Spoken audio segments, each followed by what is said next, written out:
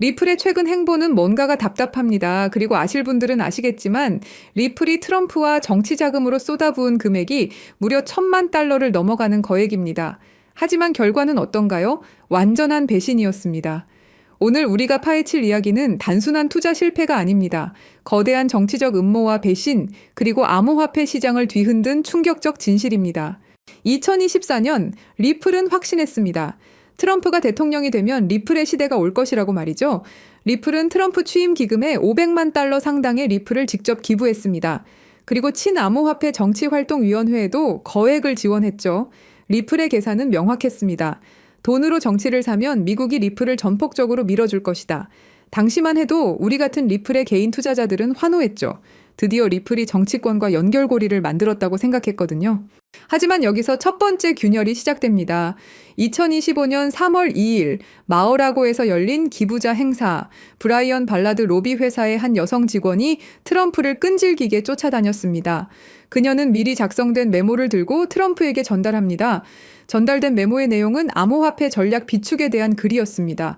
그리고 트럼프는 백악관 직원에게 메모를 건네며 SNS에 글을 올리라고 했죠. 네, 그게 바로 그 포스트였습니다. 리플, 솔라나, 카르다노를 포함한 미국 암호화폐 전략 비축 발표글 말이죠. 하지만 몇 시간 후 트럼프는 충격적 진실을 알게 됩니다. 브라이언 발라드 회사의 고객이 바로 리플이었다는 것을 말이죠. 그는 완전히 속았던 겁니다.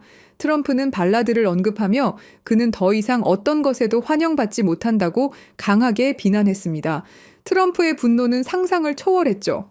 트럼프의 포스트가 올라간 지 몇 분 만에 백악관은 아수라장이 됐습니다. 암호화폐 정책을 총괄하는 데이비드 섹스가 비서실장 수지 와일스에게 격분하며 전화를 걸었죠. 왜냐하면 곧 열릴 암호화폐 서밋을 앞두고 대통령이 특정 회사를 편들어준 꼴이 됐거든요. 더 충격적인 것은 트럼프 자신의 암호화폐 스타트업은 언급도 안 됐다는 사실이었습니다. 수지 와일스는 당황했습니다. 그녀는 그날 아침 트럼프와 함께 있지 않았거든요. 그녀가 급하게 조사를 시작했고 그제서야 백악관 스태프들을 통해서 알게 됐습니다. 리플이 발라드의 고객이었다는 충격적 진실을 말이죠. 아이러니하게도 발라드 회사는 이 사건으로 대박을 쳤습니다. 2025년 1분기에만 1,400만 달러를 벌어들이며 전년 동기 대비 3배 증가했죠. 130개의 새로운 고객까지 확보했습니다. 하지만 트럼프의 분노는 더 커져갔죠. 트럼프의 복수는 비수로 날아와 리플에게 꽂혔습니다. 트럼프는 비트코인 전략 비축 행정명령에 서명했습니다. 주목할 점은 리플은 완전히 배제됐다는 것입니다. 대신 압수된 암호화폐로만 구성된 별도 보관소에 포함시켰죠. 시장의 반응은 즉각적이었습니다. 한때 44억 달러나 급등했던 리플 시가총액이 흔들리기 시작했습니다. 브라이언 발라드는 하루아침에 백악관에서 추방됐고 한때 워싱턴에서 가장 영향력 있는 로비스트는 완전히 낙동강 오리알 신세가 됐습니다. 그리고 이 한 번의 선택은 또 한 번 리플을 강타하죠. 2025년 7월 30일 미국 백악관 디지털 자산 정책 보고서가 발표됩니다. 전략 비축 암호화폐 리스트에 비트코인, 이더리움, 솔라나가 포함됐습니다. 하지만 리플은 완전히 제외됐죠. 500만 달러를 기부한 리플이 명단에서 빠진 겁니다. 이게 우연일까요? 절대 아닙니다. 리플의 꿈은 산산조각 났습니다. 하지만 문제는 여기서 끝나지 않았죠. 리플의 가격은 3달러 선에서 횡보하며 3달러 붕괴 위기에 직면했습니다. SEC와의 소송에서 승소했음에도 불구하고 말이죠. 왜일까요? 시장은 이미 알고 있었던 거죠. 트럼프가 리플을 제외시켜버렸고 정치적 지원 없이는 리플의 미래도 없다는 것을 말입니다. 리플의 500만 달러 기부는 결국 무엇을 남겼을까요? 정치는 돈으로 살 수 있다고 생각했던 리플. 하지만 트럼프가 이용당했다는 사실을 깨달은 순간 모든 것이 끝났습니다. 이것이 바로 암호화폐와 정치가 만났을 때 벌어지는 현실입니다. 돈으로 시작된 관계는 배신으로 끝나게 마련이죠. 그런데 말입니다. 이 모든 게 트럼프가 계획한 일이었다면 어떠신가요? 사실은 리플이 이용을 당한 거라면요. 지금부터 여러분께 들려드릴 이야기는 생각보다 충격적인 내용일 수 있습니다. 리플의 진실 지금부터 공개하겠습니다. 2011년 세상에 공개된 리플의 백서, 그 백서를 쓴 인물 바로 아서 브리토입니다.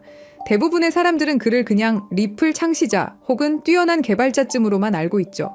하지만 그의 진짜 정체를 알게 되면 아마 소름이 끼칠지도 모릅니다. 아서 브리토는 철저히 베일에 쌓인 인물입니다. 리플의 공동 창립자이자 핵심 개발자였지만 그의 얼굴을 본 사람조차 거의 없습니다. 지금도 연락이 닿는 건 극소수 리플의 초기 개발팀 정도라고 알려져 있죠. 그런데 여기서부터 이야기는 이상하게 흘러갑니다. 브리톤은 과거 미국 국방부 산하 첨단기술연구소인 다르파와 협력했고 심지어 NSA, 미국 국가안보국의 자문위원으로도 활동한 경력이 있다는 겁니다. 그리고 놀라운 건 현재 리플의 최고 기술 책임자이자 수석 개발자인 데이비드 슈워츠 역시 바로 NSA 출신입니다. NSA가 어떤 곳인가요?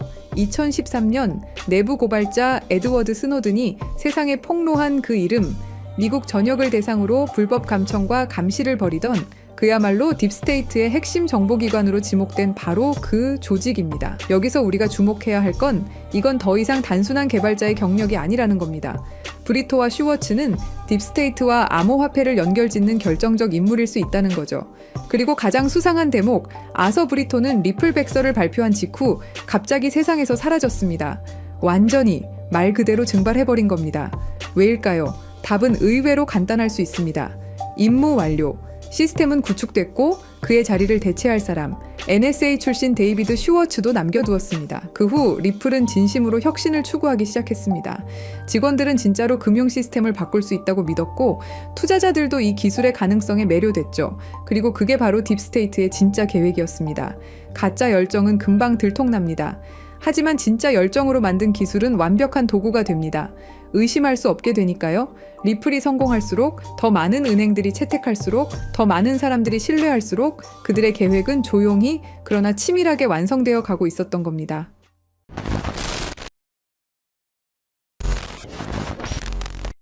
사실 리플의 구조는 처음부터 뭔가 이상했습니다. 리플은 RPCA라는 방식으로 거래를 처리합니다. 쉽게 말해 전체 검증자 중 80%가 오케이 해야 거래가 승인되는 구조죠. 그런데 여기서 중요한 개념이 있습니다. 바로 UNL. 이게 무슨 말이냐면 믿을 수 있는 검증자 리스트를 따르는 구조라고 보시면 됩니다. 문제는 그 리스트를 누가 정하느냐는 거죠. 바로 기존 권력자들이 정합니다. 새로 들어오고 싶다면 허락을 받아야만 들어올 수 있습니다. 겉보기엔 마치 모두가 자유롭게 참여하는 개방된 시장 같지만 속을 들여다보면 결국 소수의 권력자들만 투표하는 시스템이죠. 국민 투표합니다라고 해놓고 미리 짜인 대표들만 투표권을 갖고 있는 구조와 다를 바 없는 겁니다. 이 구조 자체가 딥스테이트가 설계한 통제 시스템일 가능성이 있다는 게 저의 생각입니다. 그리고 딥스테이트는 리플에게 계획적으로 시련을 주는데요. 바로 SEC의 소송이죠. 여기서 잘 한번 생각해 보시면 SEC는 수천 개가 넘는 코인들 중에 왜 하필 리플에게 소송을 걸었을까요? 이건 단순한 규제가 아니라 치밀하게 짜여진 스토리일지도 모릅니다. 리플은 정부와 맞서 싸우는 암호화폐다라는 이미지를 심어주는 거죠. 그래야 사람들에게 리플은 정부와 싸우는 코인이다라는 이미지를 심을 수 있으니까요. 그리고 여러분도 아시다시피 리플의 승리로 인해서 정부를 이긴 영웅처럼 포장되죠. 그렇다면 딥스테이트는 이 모든 시나리오를 어떤 힘이 있길래 가능하게 할 수 있었던 걸까요?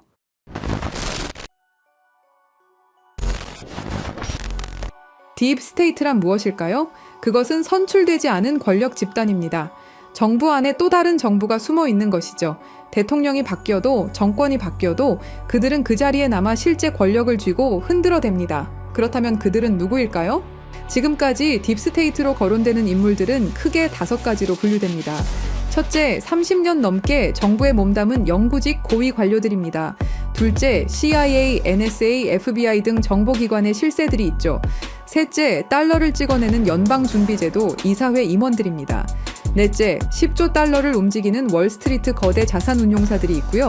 다섯째, 전쟁을 통해 이익을 얻는 군산복합체 경영진들이 있습니다. 이들의 공통점은 뭘까요? 정권이 바뀌어도 자리를 지키며 진짜 게임을 조종한다는 것입니다. 트럼프가 와도 바이든이 와도 다시 트럼프가 와도 그들은 여전히 그 자리에 있습니다. 그리고 지금 그들의 목표는 현금을 완전히 없애고 모든 거래를 추적 가능한 디지털 화폐로 바꾸는 것입니다.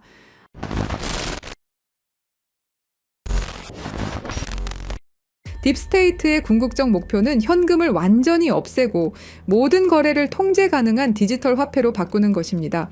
바로 CBDC 말이죠. CBDC가 왜 무서운지 설명드리자면 이건 단순한 디지털 화폐가 아닙니다. 디지털 감옥이라는 표현이 정확하죠. 모든 거래가 실시간으로 추적되고 정부가 마음대로 통제할 수 있습니다. 가장 무서운 건 프로그래머블 머니 기능입니다. 정부가 우리 돈에 직접 규칙을 심을 수 있다는 뜻인데요.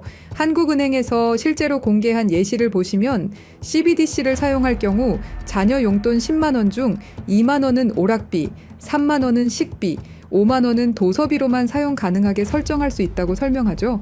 예시는 부모가 자식에게 하는 거라고 하지만 이걸 국가와 국민으로 바꿔보면 어떨까요? 정부가 우리의 돈 사용처를 직접 정할 수도 있다라는 거죠.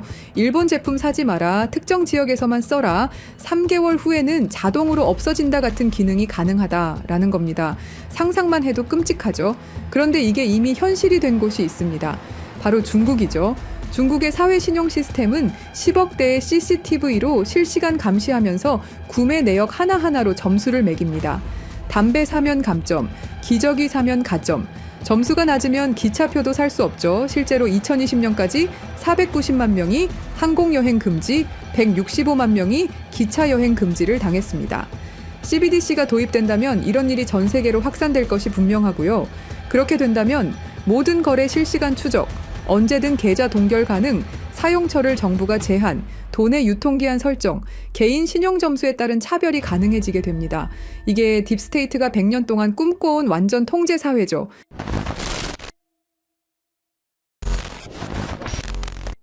하지만 예상치 못한 변수가 나타났습니다. 미국의 대통령이죠. 도널드 트럼프는 공식 석상에서 딥스테이트를 자신과 미국을 방해하는 정부 내 숨은 권력 집단이라고 규정해버립니다. 그리고 워싱턴의 기득권 정치 세력과 정보기관들이 뒤에서 조종하며 정책을 방해하고 각종 수사를 만들어낸다고 발언하죠. 트럼프는 이 딥스테이트를 미국의 적이라 말했고 재임 중엔 이들의 기밀 접근을 차단하는 조치도 취했습니다. 딥스테이트를 청산해야 할 내부의 적으로 보고 있고 반드시 제거하겠다고 다짐했었죠.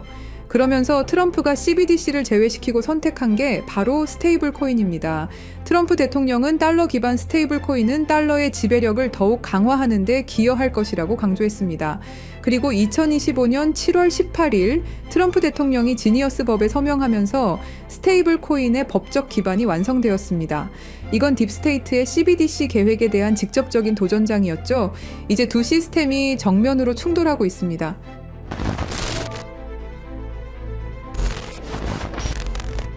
그래서 저희 팀은 지금 이 상황을 기회로 바꾸려고 합니다. 리플은 CBDC에 관련된 모든 프로젝트를 중단했고 공식 홈페이지에서 전면에 내세우던 CBDC 파트너십은 삭제됐죠. 그리고 스테이블 코인을 출시했습니다. 트럼프 정부의 반 CBDC 정책으로 인해서 딥스테이트의 계획은 당분간 조용히 때를 기다릴 것으로 예상됩니다. 하지만 이게 끝이 아닙니다. 오히려 스테이블 코인 시장으로의 대대적인 자금 이동이 시작될 것이다 라는 판단입니다. 크립토 퀀트에 따르면 달러 기반 스테이블 코인 시장은 지난 1년간 46% 성장했고 세계 최대 스테이블 코인 발행사 테더는 작년에만 130억 달러, 한화로 19조 원의 순이익을 기록했습니다. 그리고 글로벌 투자은행 번스타인은 스테이블 코인 시장이 내년까지 5천억 달러에 도달할 것으로 전망했죠. 이건 지금 시장 대비 4배 이상의 성장을 의미합니다. 그렇다면 스테이블 코인 급성장 시 최대 수혜주는 어떻게 될까요? 여기서 핵심은 스테이블 코인이 폭발적으로 성장할 때 그 생태계를 뒷받침하는 다양한 인프라들이 함께 급등할 것이라는 점입니다. 주목해야 할 플레이어들은 정해져 있습니다.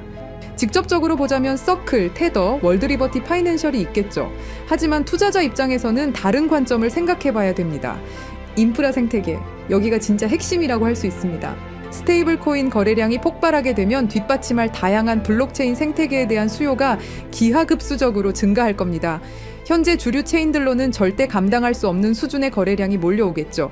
그때 필요로 하는 블록체인 기술은 고성능 레이어 1, 블록체인을 통한 대용량 거래 처리 능력, 레이어 2, 사이드체인 같은 확장 솔루션, 분산형 거래소 프로토콜, 디파이 네트워크, 브릿지 프로토콜 등이 있습니다. 느낌이 오셨나요?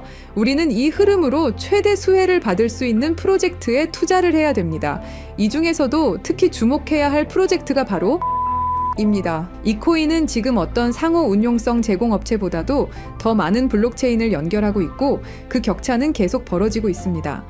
서클과 같은 주요 기업들과의 파트너십을 통해 USDC와 EURS의 크로스체인 전송을 이미 지원하고 있죠. 파이어블락의 데이터에 따르면 2024년 스테이블 코인은 플랫폼 거래량의 거의 절반을 차지했으며 전 세계 USDC와 USDT 거래량의 상당량이 이미 이 코인을 통해 라우팅되고 있습니다. 이 코인은 30개 이상의 주요 메이저 네트워크를 연결하고 연결된 체인의 수정이 필요 없다는 큰 장점이 있습니다. 전 세계 굵직한 은행 금융기관들과 파트너십은 당연한 이야기죠. 글로벌 블록체인 상호 운용성 시장은 연간 25%에서 30% 성장하여 2030년까지 수십억 달러 규모에 달할 것으로 예상됩니다. 스콧 베센트 재무장관이 공식적으로 언급한 수조 달러 규모의 미국 국채 수요는 스테이블 코인 담보로 들어갈 국채 수요를 의미합니다. 이건 단순한 예측이 아닌 미국 정부의 공식 계획이며 스테이블 코인 시장의 기하급수적 성장을 의미합니다. 결국 이것은 단순한 투자 기회를 넘어서 우리가 어떤 미래에 베팅할 것인가의 문제입니다.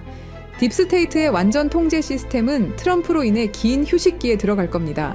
스테이블 코인이 CBDC를 완전히 대체하는 시나리오에서 그 막대한 생태계를 구성하는 핵심 인프라 프로젝트들이 상상을 초월하는 성장을 보일 것은 분명하죠. 스테이블 코인 생태계의 폭발적 성장과 함께 이 코인이 어떤 역할을 할지 함께 지켜보면 좋겠습니다. 그래서 이 중요한 정보를 구독자 여러분께 공유해 드리려고 하는데요. 공유 드리기 전에 아직도 안 누르셨다면 구독과 좋아요로 저희 채널에 힘을 더해 주시길 부탁드리겠습니다. CBDC는 통제사회로 가는 지름길이고 개인의 금융 자유를 제한하는 프로젝트입니다. 우리는 어떻게든 막아내야 합니다. 그렇다면 우리 개인들이 할 수 있는 일은 뭘까요? 스테이블 코인 시장의 발전에 관심을 갖고 신중하게 참여하는 것입니다. 댓글에 기회라고 남겨주시고 010-3378-6658로 기회라고 문자 보내주시는 분들에 한해서 구독자분인 거 확인하고 이 코인의 정보 한 분도 빠짐없이 공유 드리도록 하겠습니다. 010-3378-6658로 기회라고 단 두 글자 보내주시면 됩니다. 끝까지 시청해주셔서 감사합니다.